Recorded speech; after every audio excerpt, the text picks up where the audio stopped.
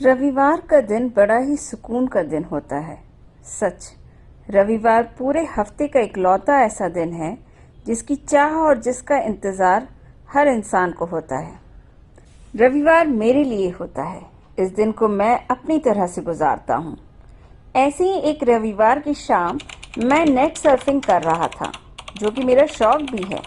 उसी दौरान मेरी नज़र एक वीडियो पर गई जिसकी कहानी कुछ जानी पहचानी सी लगी।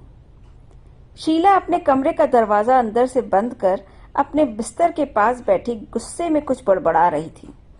मैंने उसकी बातें सुनने के लिए अपने लैपटॉप का आवाज तेज किया। शीला गुस्से से भरी हुई थी और बार बार यही कह रही थी, आप लोग कभी नहीं समझोगे कि मुझ पर क्या बीती है, मैं किस हालात से गुजर रही हूँ। बस अब मैं और नहीं सह सकती।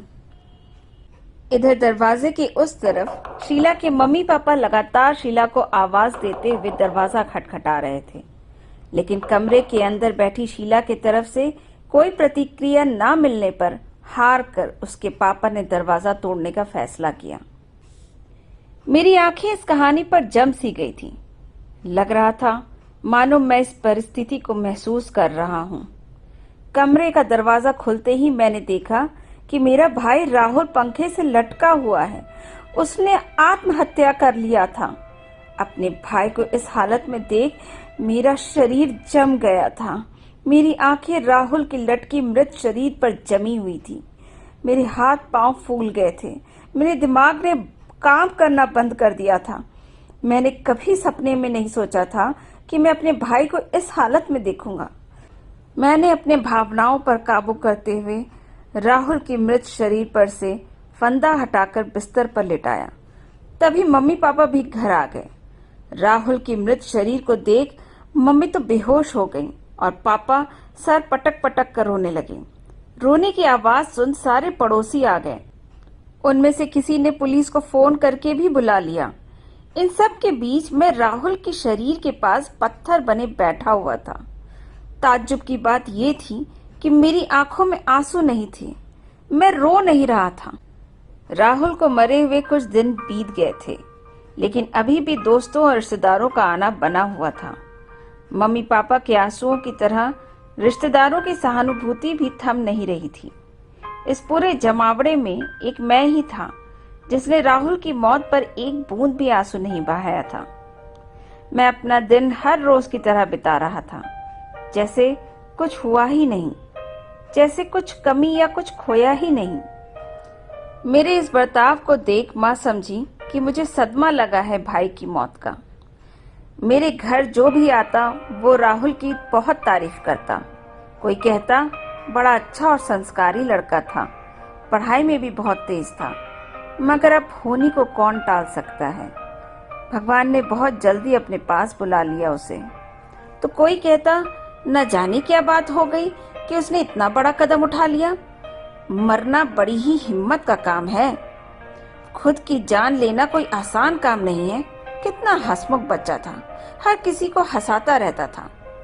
खुश मिजाज, जिंदा दिल, ये सब राहुल के दूसरे नाम थे। राहुल बहुत फ्रेंडली और हेल्पिंग नेचर का था।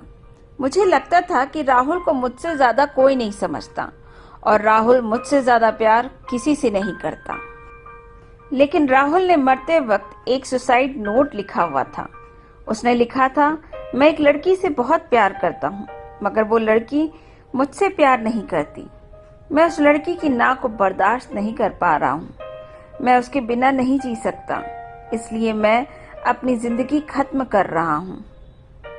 दिन गुजरने के साथ ही रिश्तेदारों का आना भी कम होने लगा। समय के साथ हर चीज बदल रही थी। बस हम जिंदगी के उसी मोड़ पर खड़े थे जहां राहुल हमें छोड़कर गया था। राहुल के जाने के दिन से अब तक माँ ने मेरे में एक ही बदलाव नोटिस किया। मैं हर चीज गलती से दो करता था, जैसे मेरे साथ कोई है। ये मालूम होते हुए भी कि राहुल हमारे बीच नहीं है, मैं अपने खाने के साथ उसके भी खाने का प्लेट लगा देता था। कहीं बाहर जाता तो अपनी पसंद के खाने के साथ राहुल के पसंद की चीज भी ले आता था। राहुल के पसंद की टी शर्ट से लेकर मूवी टिकट भी दो लेता था, और ये सब कुछ मुझसे अनजाने में हो रहा था। एक दिन मेरे एक रिश्तेदार ने मुझसे पूछा, अरे बेटा रोहन, तुमको कुछ पता है उस लड़की के बारे में? न जाने कैसी लड़की थी जो मेरे इतने खूबसूरत और होनहार बच्चे को ना कह दी।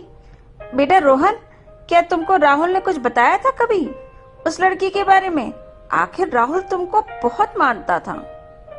उनकी ये बातें सुन मैं उठ खड़ा हुआ और कहा, राहुल मुझे कभी नहीं मानता था। वो मेरा भाई नहीं था। वो मुझसे प्यार नहीं करता था। वो एक अच्छा बेटा नहीं था। वह झूठा था, धोखेबाज था। I hate Rahul. यह सुन मेरी माँ ने सबके सामने मुझे तमाचा मारा और जोर जोर से रोने लगी। तभी किसी ने कहा, हाय हाय, ये देखो क्या कह रहा है नालायक। एक तो राहुल इसको इतना प्यार करता था, अपने माँ बाप को इतना मानता था तो चला क्यों गया? मैंने बीच में टोकते हुए गुस्से से कहा, क्यों नहीं बताया अपने मन की बात, अपनी परेशानी? अगर वो हमें इतना ही प्यार करता था। सच, मरना आसान नहीं है, खुद की जान लेना बहुत मुश्किल है, लेकिन जीते जी मर जाना उससे भी ज्यादा मुश्किल, जिसे आज हमारे माँ बाप गुजर रहे हैं। हमने क्या गलती की? राहुल ने हमें क्यों सजा दी? मेरी बातें सुन हर कोई खामोश हो गया। मैंने हमेशा अपने भाई राहुल को इंस्पिरेशन माना था, उससे इमोशनली स्ट्रांग लड़का समझता था, लेकिन वो तो बहुत कमजोर निकला, कायर निकला, खुदगर्ज निकला। उसने अपने 2 दिन के प्यार के लिए अपने माँ बाप के 20 साल का प्यार भुला दिया। सच कहूं तो सुसाइड कोई हिम्मत की निशानी नहीं, कायरता की निशानी है। बोलते बोलते मैंने महसूस किया कि मेरी आंखें नम हो गई हैं और मेरे आंखों से आंसू बह रहा है। मानो आज मेरे दिल पर पड़ा भार हल्का हो गया था। मेरी बात सुन रूम में खामोशी छा गई थी। माँ ने छलकती आंखों से धीरे से मेरे सिर पर हाथ फेरा और मुझे गले से लगा लिया। उस दिन मैं माँ के गले लगकर खूब रोया। कहते हैं जब दिल का बोझ हल्का हो जाता है तो नींद अच्छी आती है। उस दिन मैं बड़ी गहरी नींद में सो रहा था कि तभी मुझे किसी के सिसकने की आवाज आई। वो आवाज मुझे इतना बेचैन कर रही थी कि गहरी नींद में होने के बावजूद भी मैं उठकर बैठ गया। मैंने देखा राहुल बेड के पास बैठकर रो रहा था। मैंने पूछा, अरे राहुल, तुम क्या हुआ? तुम क्यों रो रहे हो? तुम कहाँ चले गए थे? मेरे इतने सारे सवालों के जवाब में राहुल ने सिर्फ एक ही बात कही, मुझे माफ कर देना मेरे भाई, मुझसे गलती हो गई। माँ पापा से भी कहना कि मुझे माफ कर देंगे, मुझसे बहुत बड़ी गलती हो गई। कहते हुए राहुल कमरे से बाहर चला गया। उसे जाते देख मैंने आवाज दी, अरे राहुल, कहाँ जा रहे हो? राहुल! तभी देखा माँ पापा घबराए हुए कमरे में आए और लाइट ऑन करते हुए उन्होंने पूछा, क्या हुआ बेटा, क्या हुआ? तब मुझे एहसास हुआ कि मैं सपना देख रहा था जो असलियत के बिल्कुल करीब था। मैंने माँ पापा को अपने सपने की बात बताई और हमारी आंखें छलक गईं। सच, अपनों की कमी दुनिया में कोई चीज पूरा नहीं कर सकती। प्रॉब्लम्स तो हर किसी की जिंदगी में होते हैं। क्लास में फेल होना, प्यार में दिल टूटना, मनपसंद जॉब न मिलना, ये सब तो बहुत छोटी बातें हैं। खुद की जान लेना तो एक बहाना है इन सब प्रॉब्लम्स से भागने का। अगर हिम्मत है तो अपनी प्रॉब्लम्स का सामना करते हुए जिंदगी जी कर दिखाओ। जिंदगी एक किताब है और उसमें हर तरह के चैप्टर होते हैं। कहीं सुख होता है तो कहीं दुख। जिंदगी के हर चैप्टर को पढ़ना चाहिए। सुख और दुख एक ही सिक्के के 2 पहलू हैं। इंसान वही हिम्मती है जो जिंदगी के हर पल को जिए, चाहे वो सुख हो या दुख। कहते हैं जिंदगी की यही रीत है, हार के बाद ही जीत है। लैपटॉप पर चल रहा जाना पहचाना वीडियो तो कब का खत्म हो गया था, लेकिन बीती हुई जिंदगी के असली पहलू को छूकर मैं अब लौटा था।